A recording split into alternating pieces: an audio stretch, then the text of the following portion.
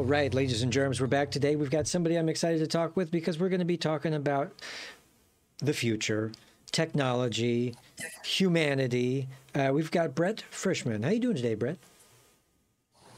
I'm pretty good. Snowed in, but, you know, can't complain.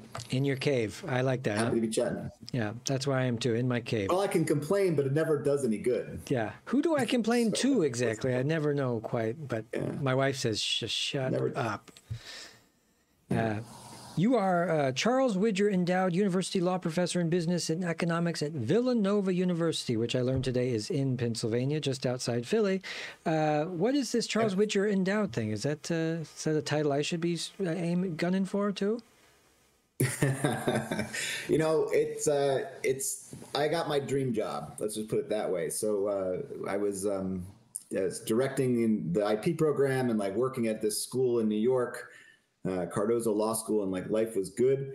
And then I heard about this, you know, from a friend about this an opening for a new sort of endowed university professorship that was interdisciplinary in nature. And they're like, it's at Villanova, which I had heard about. I knew it was in Philly before then. I had a friend that was there. And I said, well, you know, I'm not looking to move. I'm like pretty comfortable. Life is good. And they said, no, you should really look at this. It's kind of a job that's designed for you. It's like a call for a job that's for you. And I was like, okay, well, what do you mean?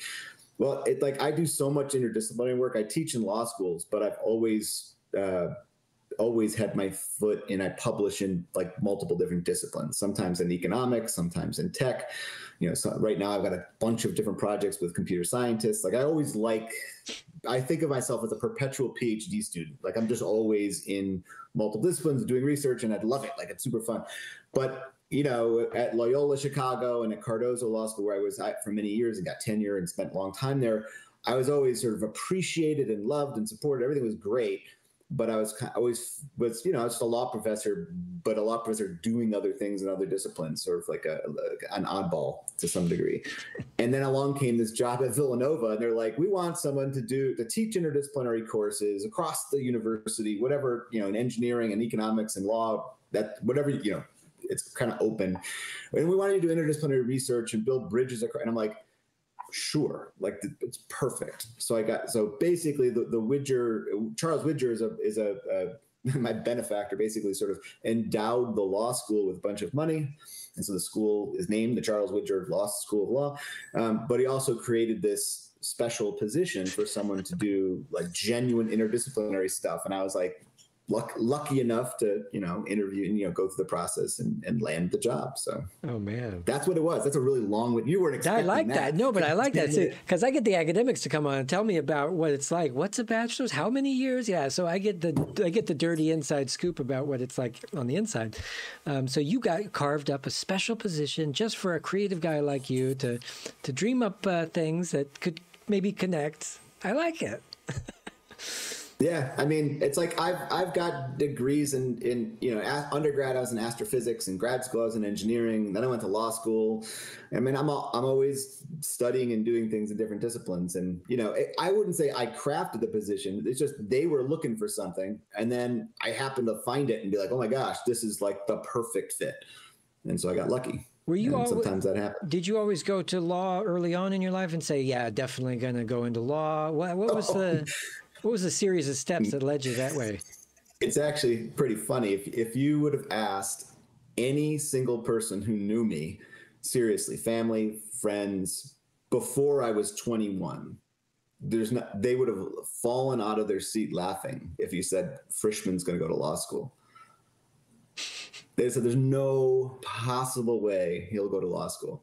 Like 100, everyone would have, like, my dream growing up was to build cities in space, work for NASA, be an engineer, like do stuff like that. And I was a math science geek my whole life, you know, all through, like I said, astrophysics undergrad was like, I loved it. Went to engineering. I just really enjoyed all those things. I mean, it's a longer story maybe than you want, but like the transit. So I never expected it. No one. And I had like my best friend from high school is a, you know, partner at Arnold and Porter in DC. And he's the one we always knew was going to be a lawyer. And he went to Harvard Law School and was like top of his class. And he's a lawyer. He's a lawyer's lawyer. Always knew he was going to be one. I was the guy who never think would become a lawyer. And yet you know, I was in, I mean, in grad school in engineering, all but dissertation, had done my, you know, was working, and was working with my dissertation advisor and sort of thinking about what to do.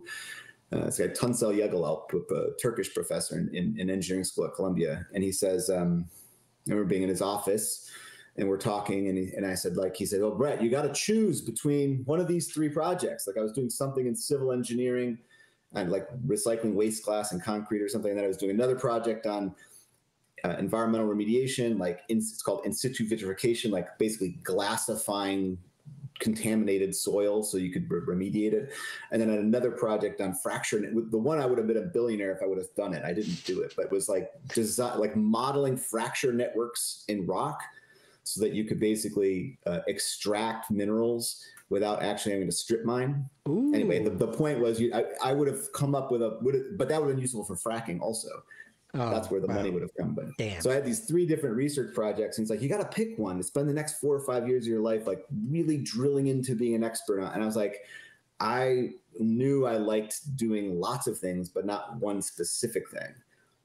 And, you know, we spent some time talking about it, and there's like that coupled with, there's this, we had a final project in this class with him, and he says, you know, you got to do a 100-page technical report, a 5-page summary, and then a 1-page executive summary for your grade. And I said, basically these two things happen at the same time. And I said, well, I do all this technical work in 100 pages. Why are you making me write a 5-pager and a 1-pager? And he says, the 5-pagers for your manager. They're not going to read your technical report. And the 1-pager for the person who actually makes decisions. And I was pissed. I was like 23, I think, at the time. And I was so mad. I was like, what? Like, how could this person making a big decision, you know, this huge, it was actually a mining engineering project, this mining engineering, huge multi-million-dollar, how could they possibly just read a 1-pager? They have to read the technical part. He goes, Brett, the real world doesn't work that way. Like he's like, you think the person at the head of the EPA or people working in the EPA or in projects or in business, and, you know, you think the people making the big decisions are actually also technical experts who are reading the details, the technical. He says, no, sometimes, but very rarely. Usually they need that one. They don't have enough time. They read the 1-pager. And for some reason in my head, I was like, oh, it just bothered me. And I was like, I need to be the guy who can both read the technical report, think about the system stuff, and be involved in like decision-making in some fashion. And he said, well, you know, so we had these two conferences like literally on the same day. And I'm in his office, and he's like, you know, I don't think you should finish it. Like, this is weird too. Usually your advisor is not telling you shouldn't finish it, because I was capable of doing it. And he's like, I don't think it's what you should do. And I said, what do you think I should do? Like, I look out the window, I go, like, go to Columbia Business School? Like, it's right across. They go, no. Like, you won't learn anything there I didn't teach you, and this analytical decision-making already. Like, that won't help you. He's like, you should go to law school. And that was the first time I'd ever thought about it. Never crossed my mind until that point. And I was like, law school? What? I'm not going to law school. Like, that's not for me. Like, that's for like my friend Dan. That's for other people. That doesn't make any sense for me. He's like, no, law school would teach you a different way of thinking. Like, it's just not the kind of thinking you do as an engineer or a physics math guy. And that's not the kind of engineering you do in business and decision. It's like a different kind of way of reasoning about the world. And it will open doors into policy and decision-making that you wouldn't otherwise open. And I was like, and I trusted him. He was like a really valued mentor. And I was like, okay.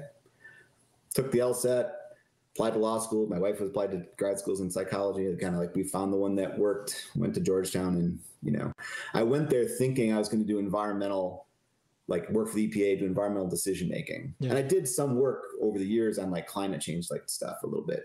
But I kind of gradually found my way more towards tech, you know, the internet and technology. And so that's a really long story, man. I've eaten up like 10 minutes of your interview by telling my Brett Frischmann in a nutshell, everybody.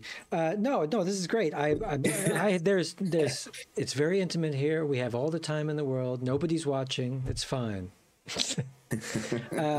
No, I mean, so eventually you go down this path and you get into all these types of different law, and you go from astrophysics to law. Then you sort of get something stuck in your craw about technology and humanity, and then you've been talking about this ever since. And then you wrote this fantastic book, Re-Engineering Humanity, can you tell us all about this book now? Sure. Yeah. So the Re-Engineering Humanity book was the product of maybe 8 to 10 years of research and writing. At least 2010 to 2000. It came out in 2018, and it was co-authored with Evan Selinger, who's a philosopher who does philosophy of technology. It is one of like 3 major areas of sort of research and interest of mine, and they all intersect. The idea behind the book is that it's about how to think through and understand from a sort of interdisciplinary, sort of broad perspective, how the things we build, the technologies, the infrastructures, the environments that we build affect who we are and who we can be, individually and collectively, right? So like how the systems we build, every aspect of the environment that we build for ourselves. And so it looks at that. I mean, that's probably the biggest, broadest way to sort of frame it. To examine. And what drove you to this? Were you seeing patterns in real life and examples where you thought, well, they're just hurting me one direction or the other? What's something's going on here? Yeah, I mean, there's a couple of things. For maybe 20 plus years, I've been writing about something called network neutrality, or the open internet, or sort of infrastructure. I mean, I have a book on infrastructure in 2012 and sort of like how we manage infrastructure systems. And so even really early on, I'd always been interested in the things that we take for granted, but that largely shape our day-to-day lives, right? So we take for granted where electricity comes from. We take for granted like how things are, the fact that laws are in the background shaping what's possible and people's behavior. We take for granted all of the prior knowledge upon which everything we're kind of doing. You and I are having this conversation. We just take for granted that all these systems are working in the background to enable that to happen. And so for maybe the first 15 years of my academic career, I was really focused on sort of the infrastructural systems, both physical, like roads and transportation networks and things, but also intangible, like ideas and basic research, and how those things shape our capabilities, what we're capable of doing, mobility, sociality, how we relate to each other, how we can communicate across distances, how we can learn, so language as an infrastructure, law as an infrastructure, and then how managing those infrastructures in sort of as a kind of a commons or in a non-discriminatory way or in sort of a neutral way generates all kinds of value for society. So that's how I started thinking about those things. Like the kinds of technology I was initially most interested were those infrastructural technologies.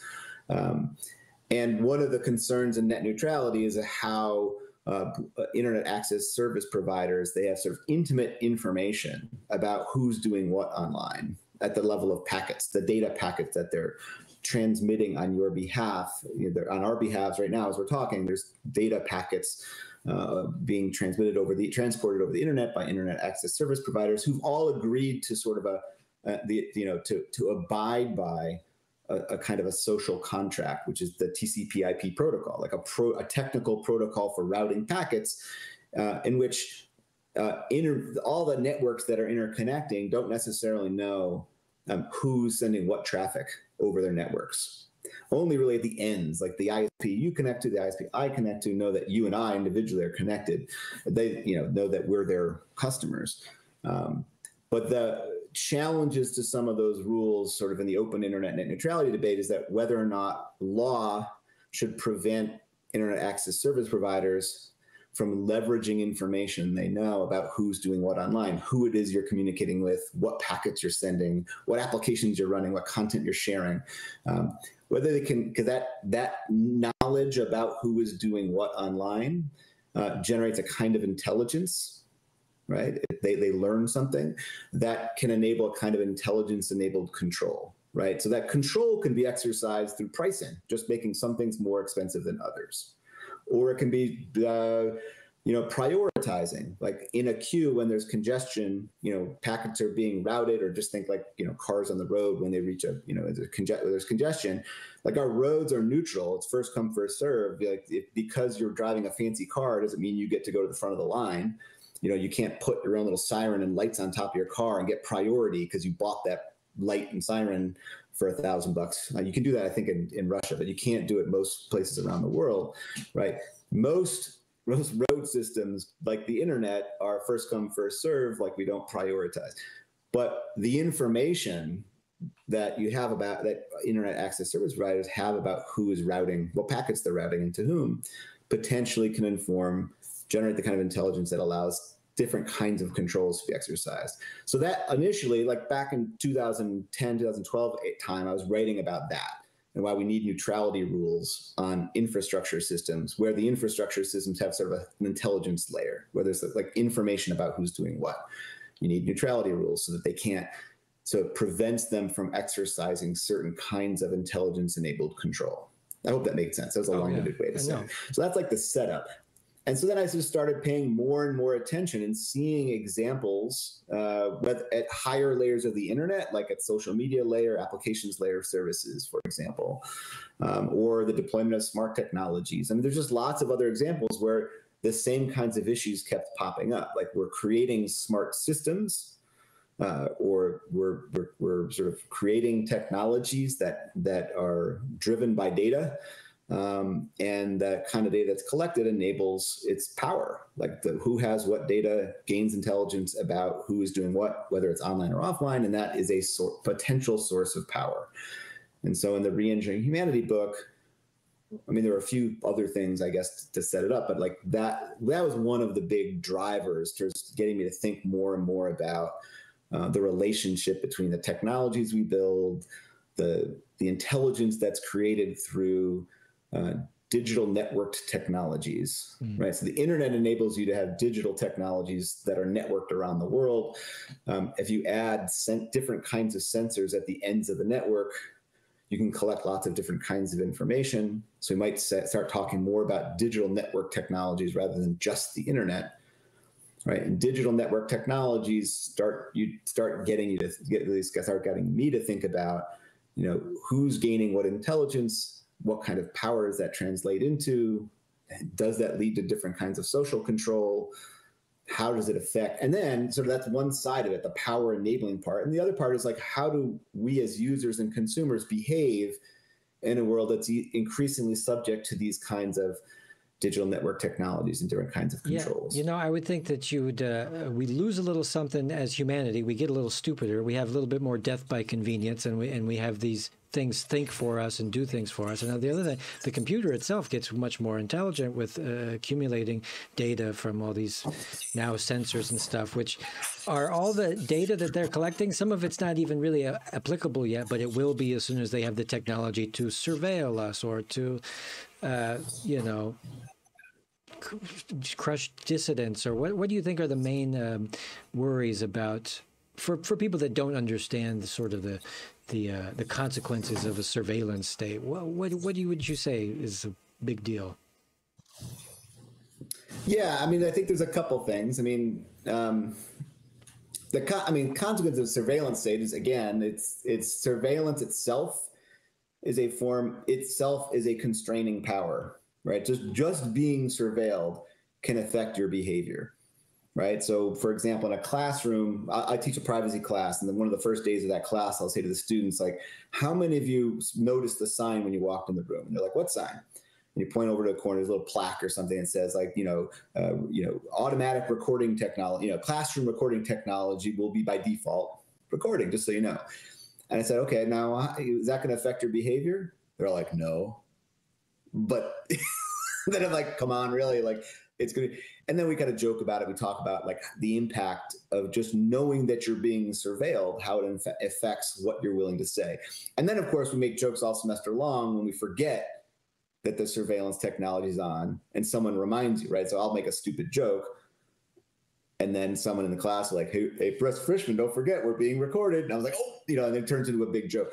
But the reality is, and this is like Foucault and the panopticon, you know, the whole like thing about like the how surveillance itself is a form of soft power over people, affects their behavior. And on the other hand, the data that's collected by surveillance is increasingly enables other forms of power, right? Because it enables me to know, like, enables someone to know about more about you. And then the question is how that can be used. I mean, there's concerns about, people are often concerned, it's interesting, like you're in Germany, I'm in the US, like there's often different concerns there than there are here about whether you're concerned with public or private actors exercising, engaging in surveillance and exercising power through their deployment or use of technologies. I tend to be concerned about both. I think you should be, wary of surveillance enabled power on either, whether it's private or public actors, whether it's sort of distributed among multiple companies or criminals, criminals or oppressive governments and things like that. Right. The other thing I should say is that that kind of led to the book project was I was kind of annoyed, I should say, by a lot of the tech conversations, maybe the last 20 years, for a while, we're very, very focused on the rise of AI, right? It's like, on one hand, there's still a lot of hype about it. There's been a lot of hype about AI and artificial intelligence becoming intelligent, becoming sentient, artificial general intelligence, ... and then concerns about the deployment of AI. And the concerns were largely about, and so I kept thinking the entire time, like, I'm less concerned about artificial intelligence than I am about human intelligence. Like, I was more concerned about how the deployment of these technologies impacted our own human intelligence, how we learn, how we interact with each other. And it just seemed like there was less focus being paid to that other side of the ledger, if you will. So that also, this book is very much not about what is AI, how is AI.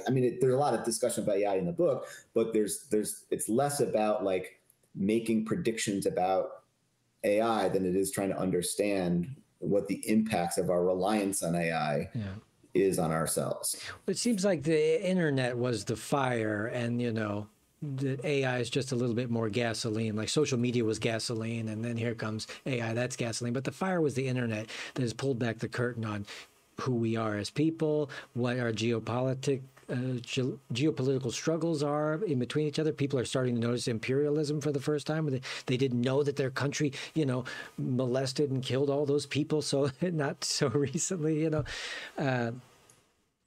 So do you think it amplifies the technology we have? I've heard you say it was a common theme throughout your work, is that it amplifies some of our worst qualities. And do you think that's true? I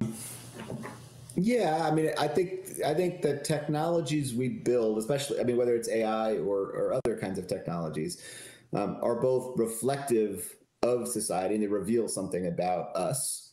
But they're also constitutive, I guess is the word.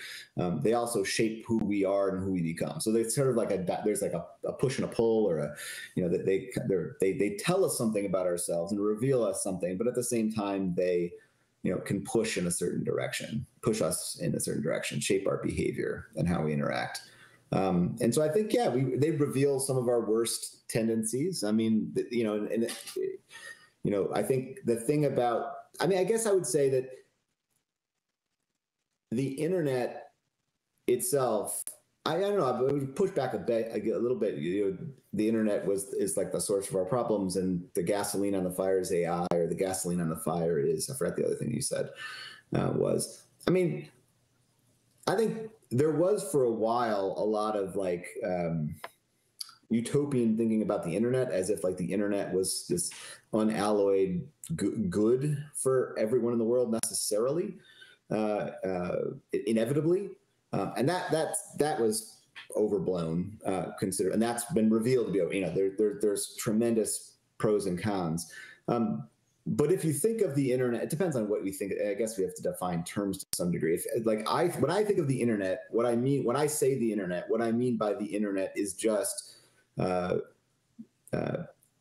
communications networks that the underlying communications infrastructures that route packets according to TCP/IP. Sure. Like for me, that's all the internet is. What you build on top of it at the applications layer, like the things that we can run on servers connected to such a interconnected platform, the kind of content that flows over those networks, those are maybe consequences of having a communications infrastructure that's global and that interconnects and that allows you to, do everything digitally.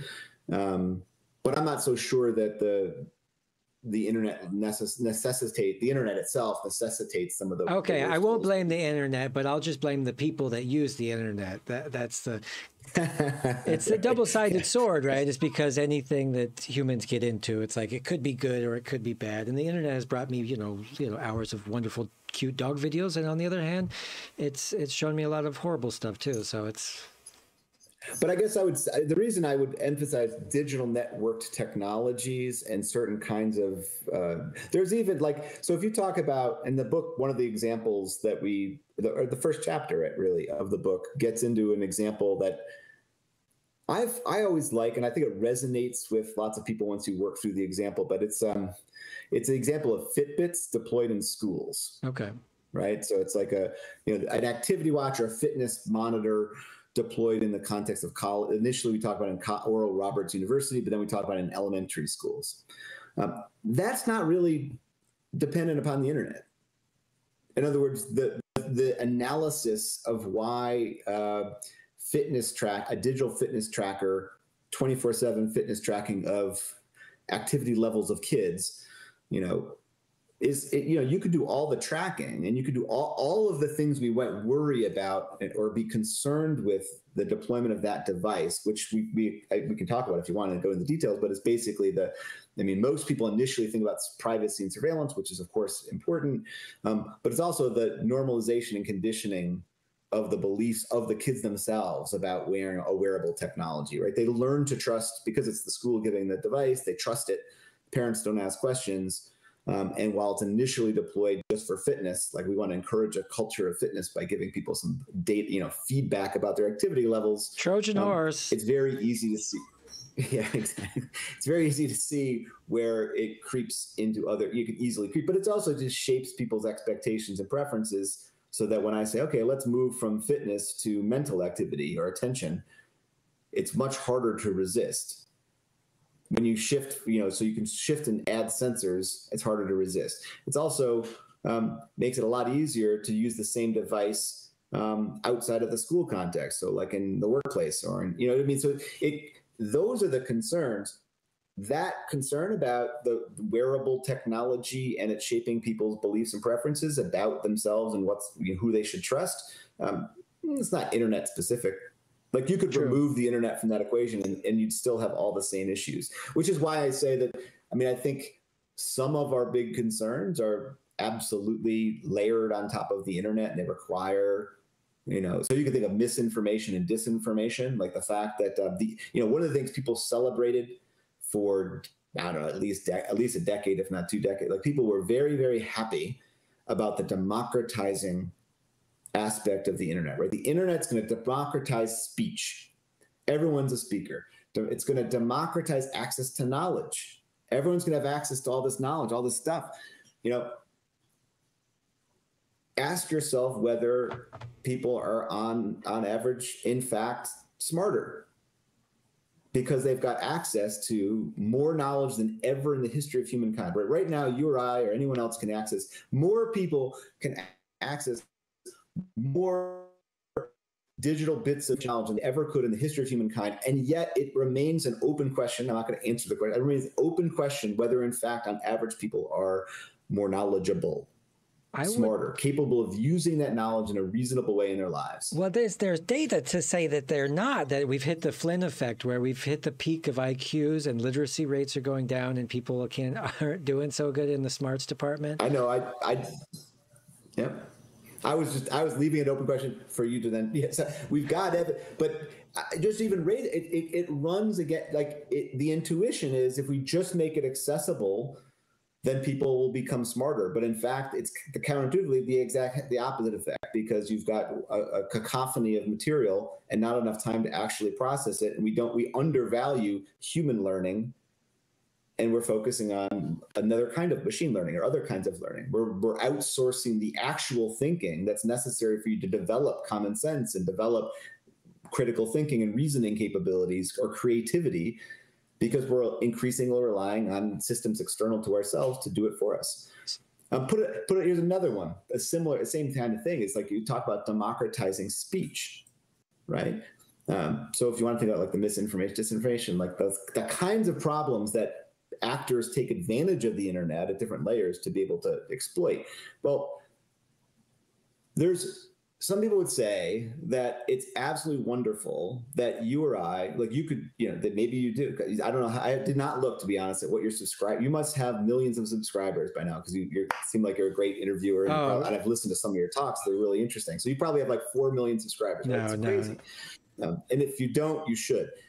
But the internet gives you or I the possibility of nearly instantaneously, at near zero marginal cost, communicating with 100 million strangers. Now, on one hand, you might say that's wonderful. Like, how powerful a capability we now have. Like, we can now speak to 100 million people. I can get my message out. Now, on one hand, the reality is the quality of conversation. It's on one hand, there's cacophony. Two, then you've got if everyone can speak to 1 million people, like who's got the time to devote any attention to anything that's being said? And then you rely on filtering and stuff to sort of moderate what you still get, everything still gets mediated. So, I mean, and the whole idea, and a bunch of my current research projects, a bunch of stuff I'm working on now is sort of advocating for something called friction in design, which is antithetical to most engineering, economics, or other disciplines. The idea that you'd intentionally require friction in the design of human-computer interfaces or communications platforms. But one way to think about it is like, there's no reason any person on this planet needs to instantaneously speak to millions of strangers. That's a philosophical question. Do we need that? And I really don't think so. I don't think, I'm not really a Luddite, but there's not really a purpose to most of this stuff. And I don't know if we're happier or smarter. No, I mean, I'm not delighted at all. I love technology. I think but the loving technology and wanting it to be designed to so it's fit to purpose, and then we actually know what those purposes are, is a different thing than saying, because it exists, it must be great, or we must benefit from it. I mean, or like any constraint on the use of technology is necessarily Luddite is ridiculous. I mean, you could have 5-second delays on communications or just among strangers, or 5 millisecond delay even. But any kind of delay would potentially allow you the space to govern, to exercise governance, to make decisions, to filter. But that's anathema to the idea of everything needs to be frictionless. So in terms of stuff like policy, and I just had a talk with Bruce Schneier the other day, and he was telling me about how policy just can't move as fast as technology right now. Where do you see us playing catch up to regulation and technology? Are we ever going to catch up? Are we going to be playing, trying to take brain chips out of people's heads, be like, oh no, that was a mistake, everybody got to recall? Well, I mean, it's a great question, and Bruce is fantastic. I know Bruce well; he's fantastic. So, is he doing another? Is it another podcast? Oh yeah, he's right before you. He's going to come out next week. You'll be the week after that, I think. Yeah. Oh, very, very, very, very cool. I look forward to listening to that because Bruce is great. Anyway, I mean, there's a couple responses. So, like, one response is, it doesn't need to be that way. It depends on the kind of, so you can have governance or regulation that's not necessarily government regulation. There's community governance. There's other ways to sort of govern things than just rely on legislatures to pass laws. So that's like one way to sort of respond. Like, so communities online can govern themselves in various ways, and I'm sure you know that, and Bruce too. But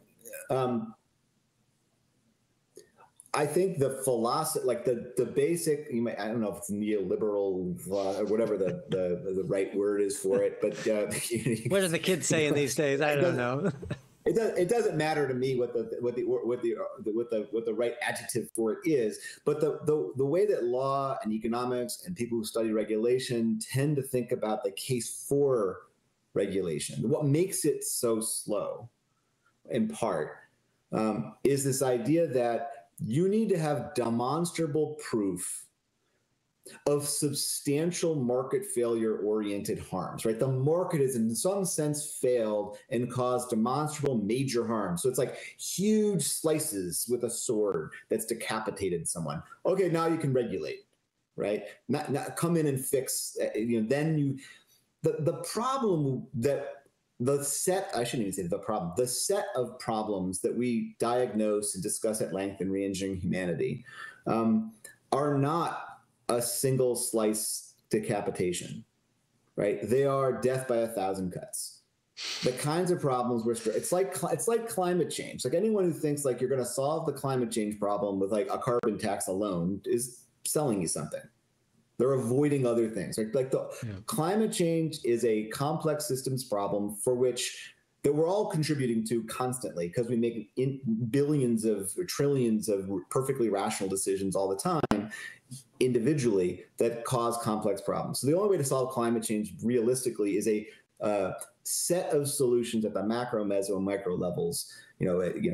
Global, state, individual, community. I mean, you have to address it at multiple scales. And the same thing is true of humanities, what we call humanities technosocial dilemma. Like, the deployment of technologies that increasingly predict and program our own behavior, predict who we are and then program how we behave in a variety of different settings, is not the kinds of tech problems we really need to be paying attention to are not like single slice, like, you solve it when you've some large demonstrable harm, because by then it's too late. When we already have a completely misinformed populations all around the country, we already have these major problems, and it's very hard to retroactively go back and fix them.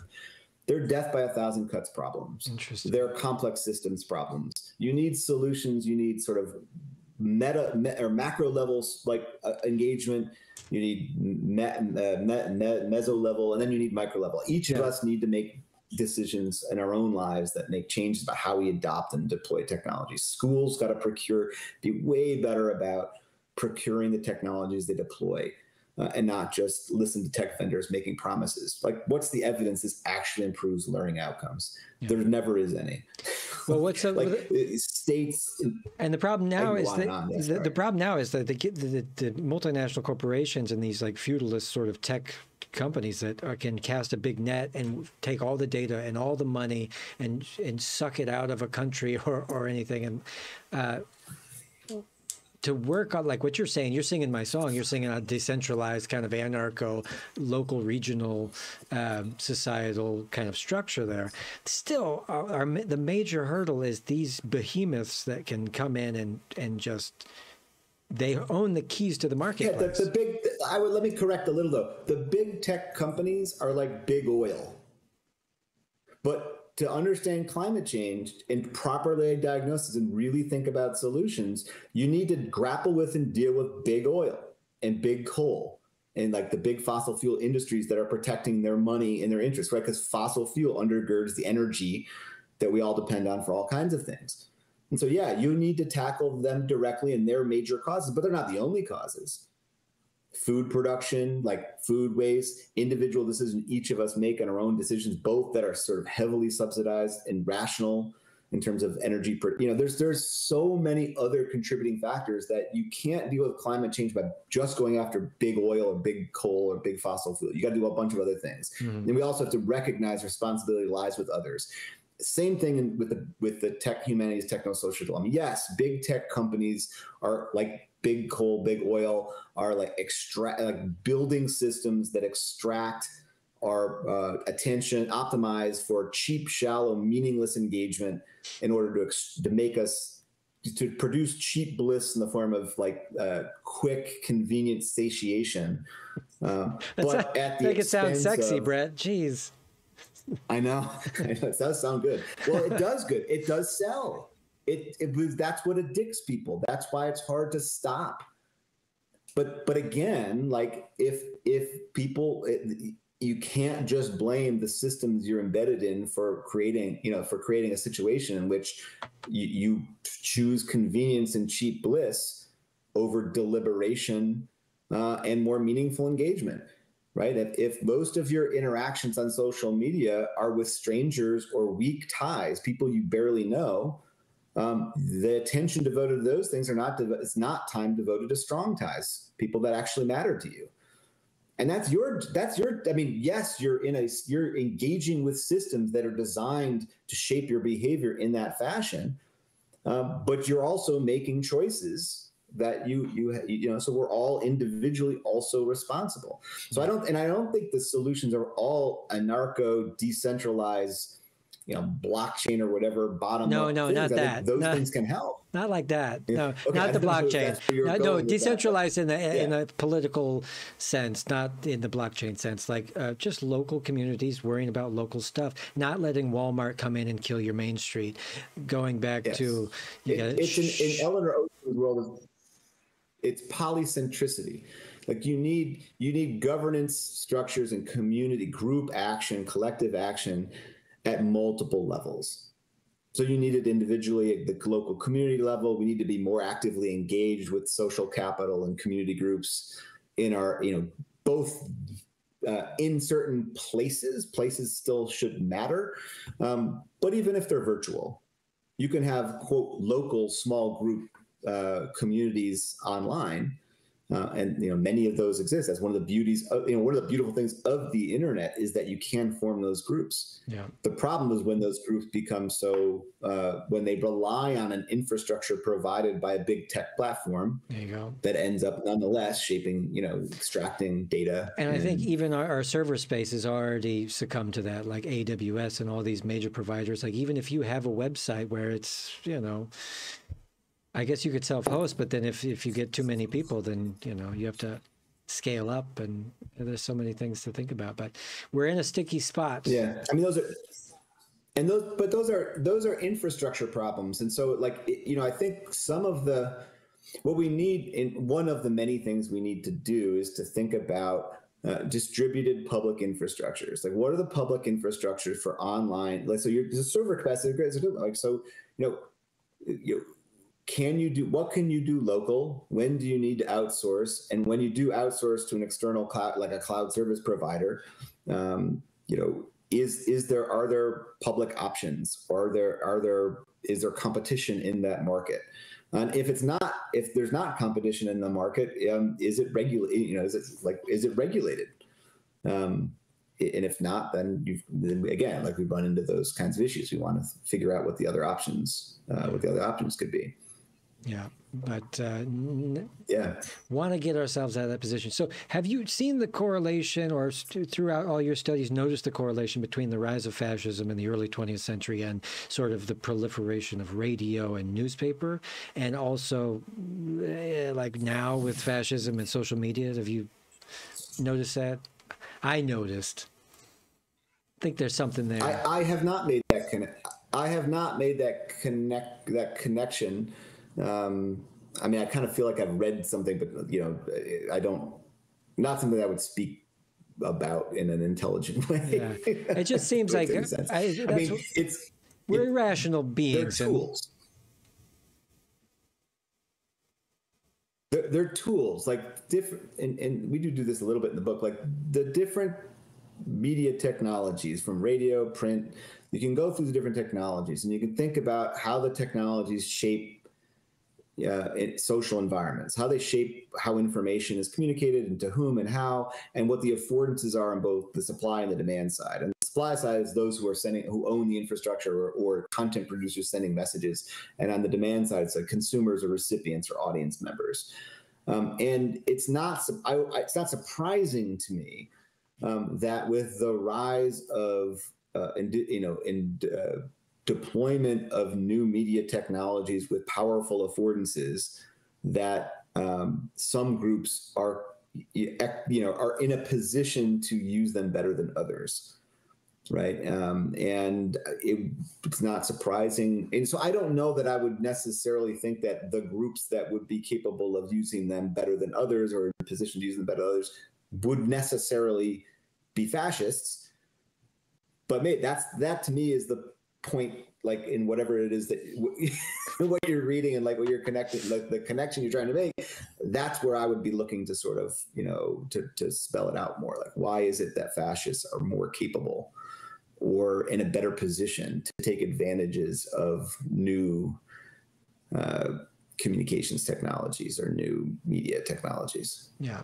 I think what I don't know the answer to that. What it was for me was the idea that when it comes along, it's so new that there's this, you almost let your guard down, because in that moment, people are already accepting a new thing like a radio, and and so they sort of already let their guard down and accept it because it's bringing them so much joy through, like, music, and they tell me the news and everything, that they sort of let their guard down, and then in slips the propaganda, and they go, well, I heard it on the radio, it must be true. And the same, I've heard old people say that about Twitter. It's like, I saw it on Twitter, it was on the internet, it must be true. And they think it's regulated the same as television was.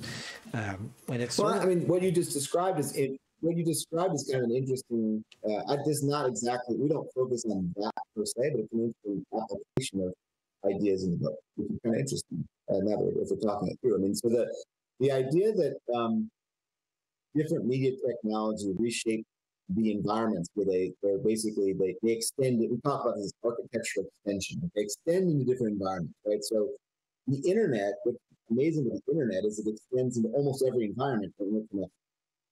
But to your living room, your home is in the past, pre-internet, your home is kind of different from your workplace, a different space. It's disconnected, right? And things like radio and TV were media infrastructures that could extend into your home in very particular ways, and reshape those environments. They reshape the living room when everyone's got a TV in the living room, and then as they move into bedrooms and they reshape those rooms. They reshape how people interact and how they interact with outsiders who are communicating messages. And that's true both of radio and TV. And what the internet does that's kind of different is it interconnects all of our spaces. There's no freedom to be off, or it's harder to find that freedom to be off. So that's one thing that I think is kind of interesting about the media example. And I think what you're suggesting about the fascism, the idea that propaganda eventually makes its way in after you've trusted it, you've come to trust it, is that it's a creep. It's something called creep, right? Function creep. We talk a lot about surveillance creep, but this is like use it for one purpose. We accept it. We become used to it. We're like, oh, this is entertaining. The radio's entertaining me. The TV's entertaining me. I'm using it. I trust what I'm seeing on Twitter or something because initially I see a bunch of posts from the people who invited me to join it, and they say it's so great. Those are my first 5 friends, right? And so you become accustomed to it, and then suddenly it creeps. It starts being used for other uses you hadn't anticipated. That's it. That's the one. Yeah. It's very, very creepy. Well, everybody be on the lookout for manipulation and, but don't turn into a full-blown Ted Kaczynski like me. I'm a aspiring troglodyte and misanthrope. But we want to thank Brett Frischmann for coming around. Are you going to write another book, Brett? Yes. I'm always writing.